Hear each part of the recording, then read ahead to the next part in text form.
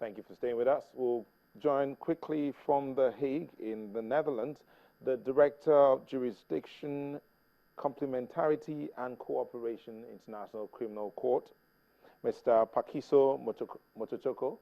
Oh, well, this is the PDP. Is that Mr. Pakiso Mochochoko? Mochochoko. Mochochoko, yes.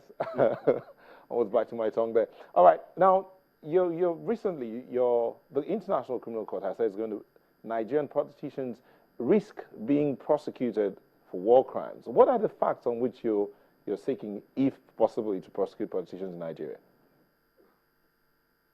Well, what's happening is that experience has shown that over the years, in many countries, electoral processes have led to violence and the commission of crimes that fall within the jurisdiction of the court.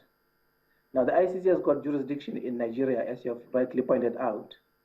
And the warning by the Office of the Prosecutor is that during this election process, no one, the leaders, the people of Nigeria, and everyone else should refrain from acts of violence that could lead to the commission of crimes. And the prosecutor has indicated that should the Nigerians, the first responsibility to investigate and prosecute those crimes is with the Nigerian government itself. But should the government fail to do that, the Office of the Prosecutor will not hesitate to come in. But that's based on are these speculatory, as in none of these crimes have been committed yet? If they do that, then you step in? So far, we have got no evidence or any information that crimes have been committed. What the prosecutor is trying to do here is to give a warning as a way of deterrence that unlike in any other situations, that the electoral process in Nigeria should not in any way lead to violence that leads to the commission of the crimes. Okay, a couple of days ago, a petition was written against one of the wife of a politician in Nigeria. Is that the only petition that the ICC has received as regards this election? We are receiving a number of communications relating to a number of incidents. Now, those incidents or those communications, what are called Article 15 communications, we are carefully analyzing them. But at the moment, I must stress that there is no investigation against anyone in Nigeria. These are the communications that we receive on a routine basis. We acknowledge them and send the letters of acknowledgement to the senders, and then continue to analyze that information in due process. Okay, let's look at it from this side. Now, should a crime be committed, who would be held responsible? The politician as an individual or the party as a whole? ICC is about individual criminal responsibility. It is not about responsibility of organizations or political parties. It is about individual criminal responsibility. So on the basis of the evidence that we would collect, that evidence would be able to determine who should be held accountable for those crimes. So it is the basis, the evidence forms the basis of us determining who should be held accountable for those crimes. And until such time that we have collected the evidence, and that evidence is enough to meet the necessary threshold under the statute, then we are not able to point out to anyone. And that is the case, or that is the situation that we are at the moment. All right. Now, in the course of carrying out your responsibilities, you have been accused, your organization has been accused of bias, as in you do selective prosecution. How do you react to that? Any prosecution, anywhere, whether it is at the international arena or whether it is at the national level, any prosecution is based on evidence. You cannot do anything on the basis, you cannot prosecute on the basis of anything else except the evidence. Okay. The evidence that you collect as a prosecutor, that evidence is presented to an independent, impartial judges, 3 panel of judges, and it's for them to assess that. So if there's any impartiality or if there's any bias in any way, judges themselves independently would be able to determine that. So the Office of the Prosecutor merely collects evidence and presents that evidence to the judges, and it is ultimately for the judges to determine whether that evidence meets the necessary threshold that is required under the statute. I want to thank you so much, Mr. Pakiso Mochochoko. Thank you for speaking to us on Nigeria 2015. Thank you. All right, we'll come back into the studio here and see if we can continue our conversation. Mr. Dutola, you've heard him where he says they've received communications, several communications, they've responded likewise, and they're still analyzing these communications that they've received.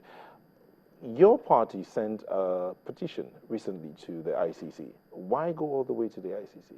We have to go because we fall under the jurisdiction. The act we're complaining against falls under the jurisdiction of the ICC.